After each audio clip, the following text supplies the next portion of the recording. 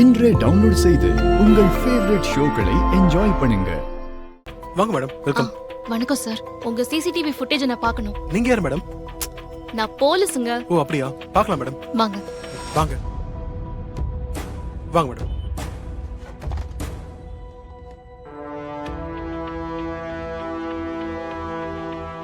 இதான் madam morning footage.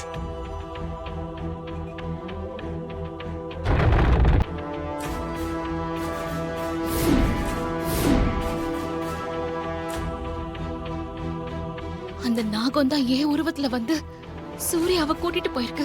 இப்ப சூர்யா உயிருக்கு ஆபத்து. அவரை எப்படி காப்பாத்துறது? நாகஜோதி சூர்யாவோட உயிர் எடுத்துட்டா சந்தோஷம்தான். ஒருவேளை இன்னைக்கு அவ கோட்டை விட்டுட்டானா சூர்யாவோட உயிர் எடுக்கிறதுக்கு என்கிட்ட இன்னொரு பிளான் இருக்கு. புது நம்பரா இருக்கு. ஹலோ மினிஸ்டர் சார், நான் யாரு என்ன விவரம் எல்லாம் கேட்காதீங்க. நான் சொல்ல போற விஷயத்த மட்டும் கேட்டுக்கோங்க. உங்க மகனை கொலை பண்ணது வேற யாரும் இல்ல, அந்த இன்ஸ்பெக்டர் துர்காவோட புருஷன் சூர்யா தான். உண்மையா சொல்ற? ஆமா, நீ யாரு, எங்க இருந்து பேசுற? நான் யாரு என்னன்னு தெரிஞ்சுக்கிறதுல உங்க டைமை நீங்க வேஸ்ட் பண்ணாதீங்க. இன்ஸ்பெக்டர் துர்கா அவ புருஷன் சூர்யாவோட உயிரை காப்பாத்ததான் ஏதேதோ நாடகம் ஆடிட்டு இருக்கா. உண்மையிலேயே உங்க பையன் மேல உங்களுக்கு பாசம் இருந்தா அவனை கொலை பண்ண கொலைகாரன் சூர்யாவை பழி வாங்கணுங்கிற எண்ணம் உங்க மனசுல வெறியா இருந்துச்சுன்னா, சூர்யா இப்ப அசோக் நகர் 6வது தெருவுல 8ஆம் நம்பர் வீட்ல பொண்டாட்டி கூட தனியா தான் பிறந்த நாளை கொண்டாடிக்கிட்டு இருக்கான். நீங்க போய் அவன் பிறந்த நாளை இறந்த நாள் ஆக்கிடுங்க.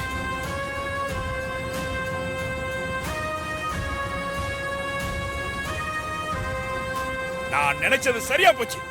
அந்த இன்ஸ்பெக்டர் கொலைகாரனை என்கிட்ட இருந்து காப்பாத்தவே முடியாது. என் மகனை கொலை பண்ணவன நான் கண்டதுண்டமா வெட்ட போறேன். ஏய், வண்டி எடுங்கடா. சரிங்க. ஏய் படா. அபாரம் சிஸ்டர், அபாரம். சூப்பரா மினிஸ்டரை சூட ஏத்தி விட்டுட்டீங்க. மாப்பிள்ள சூர்யாவை துர்கா டாக்ஸ் கிட்ட இருந்து காப்பாத்தினா கூட அந்த மினிஸ்டர் கிட்ட இருந்து காப்பாத்த முடியாது. பிறந்த நாளே மாப்பிள்ளைக்கு இறந்த நாளா ஆக போகுது. எத்தனை பேருக்கு இது மாதிரி கொடுப்பன அமையும் சிஸ்டர்? மாப்பிள்ள கொடுத்து வச்சிருக்கிறான். எல்லா புகழும் சிஸ்டருக்கு. சூர்யாவை இந்த டாக்ஸ் கொல்லுதா இல்ல அந்த மினிஸ்டர் கொல்றானான்னு பாப்போம். சூர்யாவை அந்த நாகஜோதி கொல்லணும், அப்படி இல்லனா இந்த அமைச்சர் கொல்லணும். எப்படியோ இன்னைக்கு ஏதோ ஒண்ணு நடக்க போகுது. ரெண்டுல எது நடந்தாலும் நமக்கு சந்தோஷம்தான். எப்படியோ மாப்பிள்ள சாவணும், அவ்வளவுதானே சிஸ்டர்? செத்துருவான்.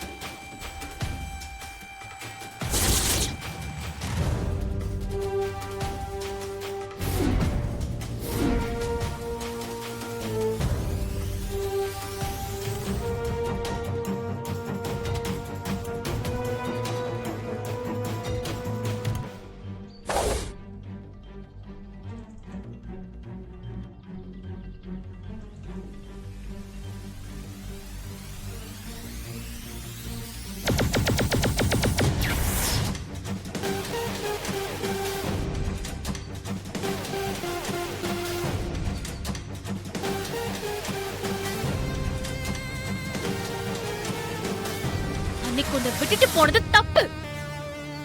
இன்னைக்கு உன்னை எரிச்சு சாம்பல் ஆக்குறேன்.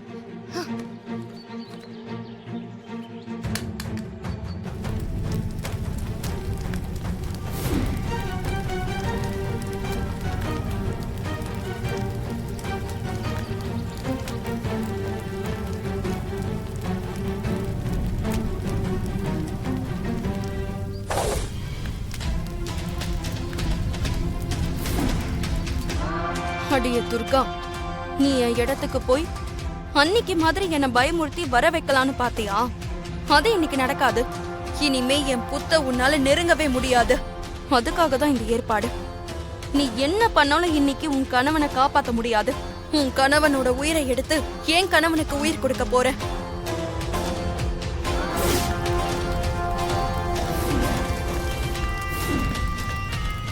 என்ன இது? புத்துக்குள்ள போக முடியாதபடி நெருப்பு வளையம் தடுக்குது. புத்துக்குள்ள இருக்கிற ஆண் நாகம் உடல காப்பாத்த அந்த நாகம் ஏதோ ஏற்பாடு செஞ்சிருக்கு போல இருக்கு. ஐயோ, இப்ப நான் என்ன பண்றது? சூர்யாவை எப்படி காப்பாத்துறதுன்னு தெரியலையே.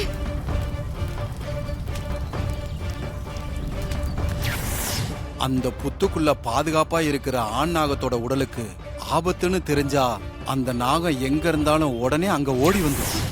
அந்த சித்தரை போய் பார்த்து ஏதாவது வழி இருக்கான்னு கேட்போம். ச்சே.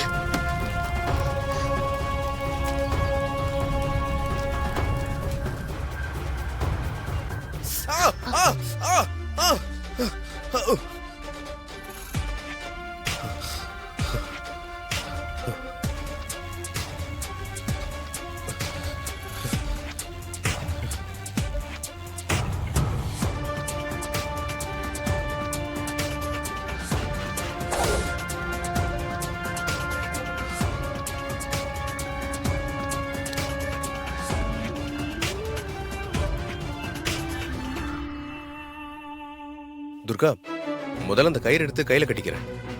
இப்ப அதுக்கு என்ன அவசரம்? அப்புறமா எடுத்து கட்டிக்கலாம். நீதானே எக்காரணத்தை கொண்டும் எந்த சூழ்நிலையிலுமே கயிறை கையில இருந்து கட்டக்கூடாதுன்னு நீதானே என்கிட்ட சொல்லியிருக்க.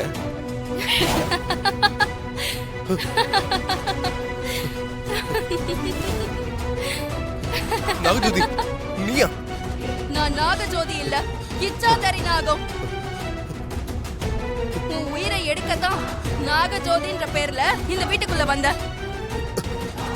ஆனா என்னால உன் உயிருக்கு ஆபத்து இருக்குன்னு தெரிஞ்சு உன் மனைவி துர்கா இந்த கயிறை உன் கையில கட்டி என்ன நெருங்க விடாம பண்ணா.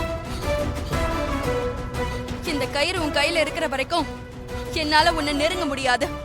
அதனாலதான் உன் மாமியார் சரஸ்வதி ரூபத்துல வந்து உன்னை கோயிலுக்கு கூட்டிட்டு போய் பரிகாரம்ன்ற பேர்ல அந்த கயிறை கழட்ட வச்ச.